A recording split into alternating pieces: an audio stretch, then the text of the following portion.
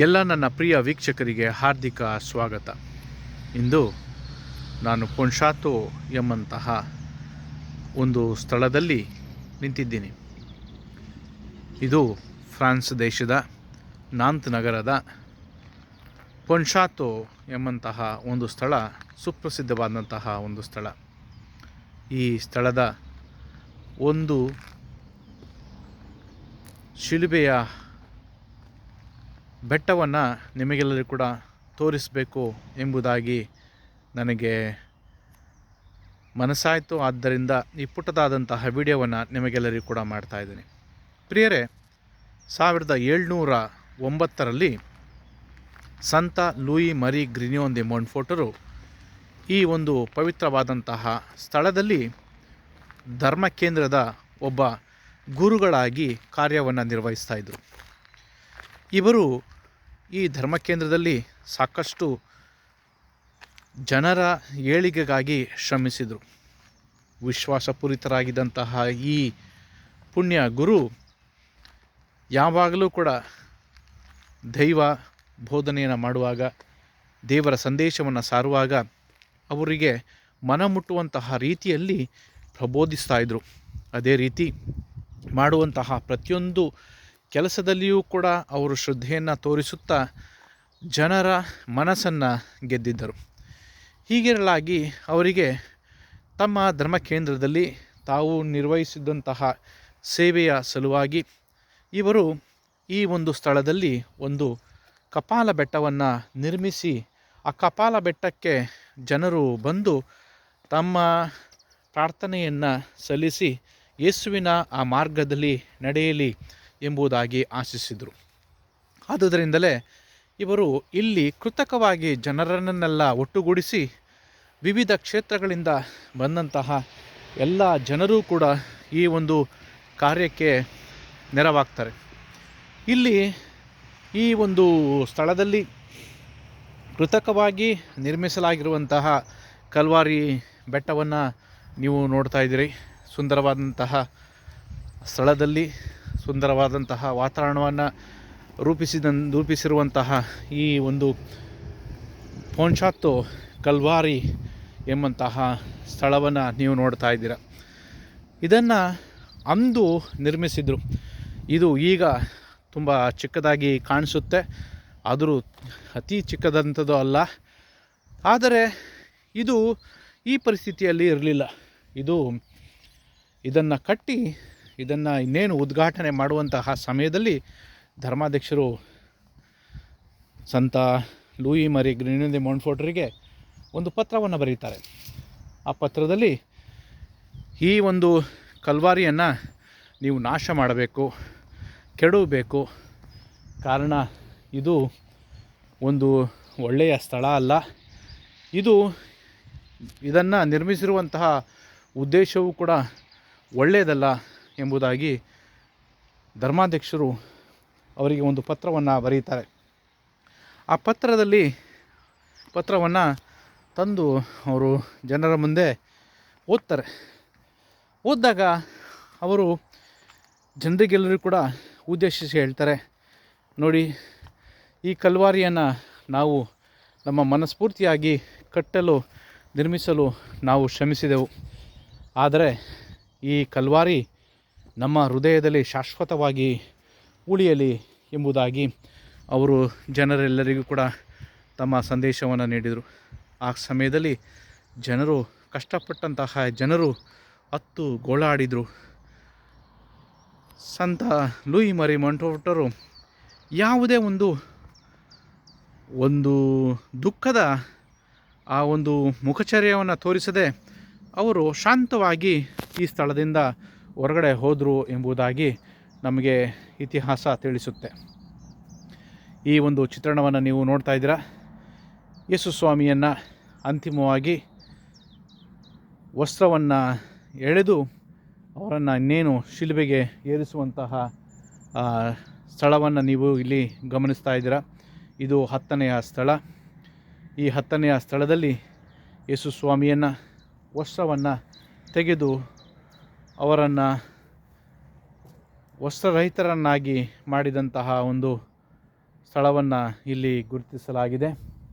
ತದನಂತರ ನಾವು ಮುಂದಕ್ಕೆ ಬಂದಾಗ ಇಲ್ಲಿ ನಮಗೆ ಸುಂದರವಾಗಿ ಕಾಣಸಿಗುವಂಥದ್ದು ಇಲ್ಲಿ ಯೇಸು ಸ್ವಾಮಿಯನ್ನು ಶಿಲುಬೆಗೆ ಜಡಿಯುವಂತಹ ಒಂದು ಸುಂದರವಾದಂತಹ ದೃಶ್ಯವನ್ನು ನೀವು ಇಲ್ಲಿ ನೋಡ್ತಾ ಇದ್ದೀರ. ಇದೊಂದು ಶಿಲುಬೆಯ ಹಾದಿಯಾದರೂ ಕೂಡ ಸುಂದರವಾಗಿ ಇಲ್ಲಿ ನಿಲ್ಲಿಸಿರುವಂತಹ ಈ ಒಂದು ಯೇಸುಸ್ವಾಮಿಯ ದೇಹ, ಸೈನಿಕರು ಇವನ್ನು ನೋಡಿದರೆ ಬಹುಶಃ ನಮಗೆ ಕಣ್ಣಲ್ಲಿ ಈಗ ಆ ಕಾರ್ಯ ನಡೆಯುತ್ತಿದೆ ಎಂಬುದು ನಮಗೆ ಭಾಸ ಆಗುತ್ತೆ.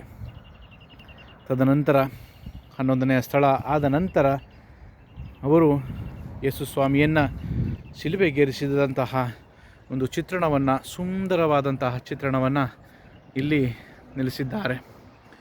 ನಿಮಗೆ ಇಲ್ಲಿ ಕಾಣಸಿಗುತ್ತೆ ಹೇಗೆ ಯೇಸುಸ್ವಾಮಿ ಶಿಲುಬೆಯ ಮೇಲೆ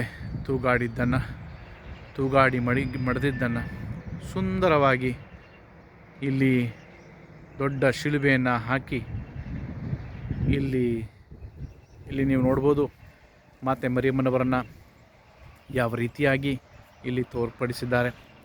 ಮಾತೆ ಬಿಟ್ಟು ಆಗಲಿಲ್ಲ. ಮಾತೆ ಮರಿಯಮ್ಮನವರು ಹಾಗೂ ಕೆಲವು ಮಹಿಳೆಯರು ಯೇಸುವನ್ನು ಶಿಲುಬೆಗೇರಿಸಿದ ನಂತರ ಅವರು ಓಡಿ ಹೋಗಲಿಲ್ಲ. ಆದರೆ ಅವರು ಅಲ್ಲೇ ಇದ್ದು ಯೇಸು ಪಡುತ್ತಿದ್ದಂತಹ ಎಲ್ಲ ನೋವನ್ನು ಅವರು ಕೂಡ ಅನುಭವಿಸ್ತಾಯಿದ್ರು. ಇದು ಕಳ್ಳರಿಬ್ಬರ ಶಿಲುಬೆ.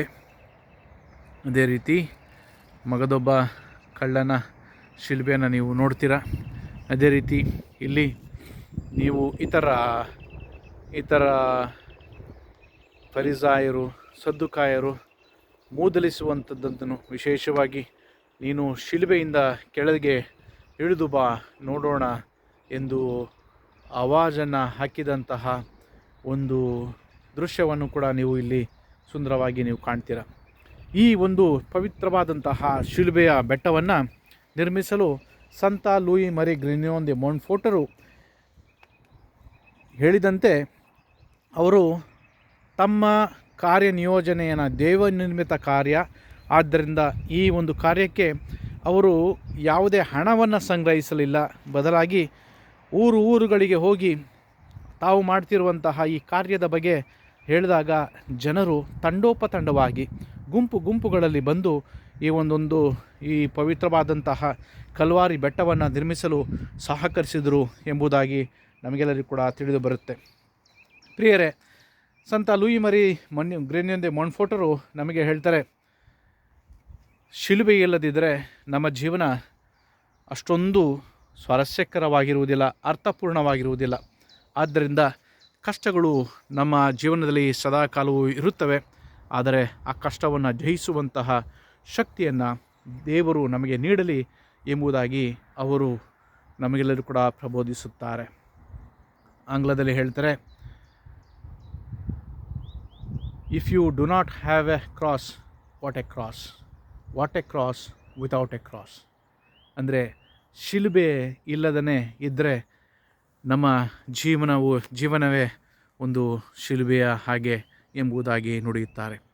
ಈ ಪುಟ್ಟದಾದಂತಹ ವಿಡಿಯೋವನ್ನು ಈ ಸಮಯದಲ್ಲಿ ನಿಮಗೆಲ್ಲರೂ ಕೂಡ ಮಾಡಿ ನಿಮಗೆ ಇಲ್ಲಿನ ಈ ಒಂದು ಸ್ಥಳವನ್ನು ನಿಮಗೆಲ್ಲರಿಗೂ ಕೂಡ ಪರಿಚಯಿಸಬೇಕಿತ್ತು. ಆದ್ದರಿಂದ ಈ ಪುಟ್ಟದಾದಂತಹ ಒಂದು ವಿಡಿಯೋವನ್ನು ಮಾಡಿ ನಾನು ನಿಮಗೆಲ್ಲರಿಗೂ ಕೂಡ ಸಂತ ಲೂಯಿ ಮರಿ ಗ್ರಿಗ್ನಾನ್ ದಿ ಮೊಂಟ್ಫೋರ್ಟರ ಮುಖಾಂತರ ನಾನು ನಿಮ್ಮೆಲ್ಲರಿಗೂ ಕೂಡ ಕರೆಯನ್ನು ನೀಡ್ತೇನೆ.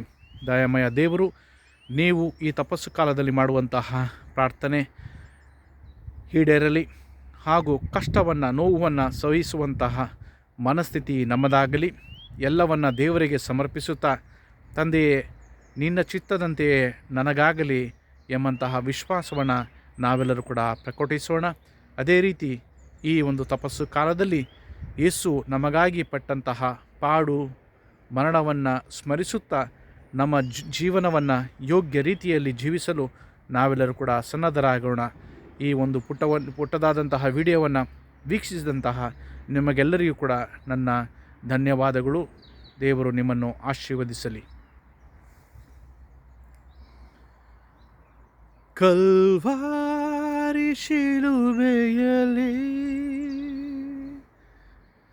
ನನ್ನ ಯೇಸು ಮಡಿದ ಮಾತೆ ಮೇರಿಯು ಶಿಲುಬೆ ಬುಡದಲ್ಲಿ ಅತ್ತ ಮಹಾತಾಯಿ ಪ್ರಾರ್ಥಿಸಿದ ನಮ್ಮ ತಾಯಿ.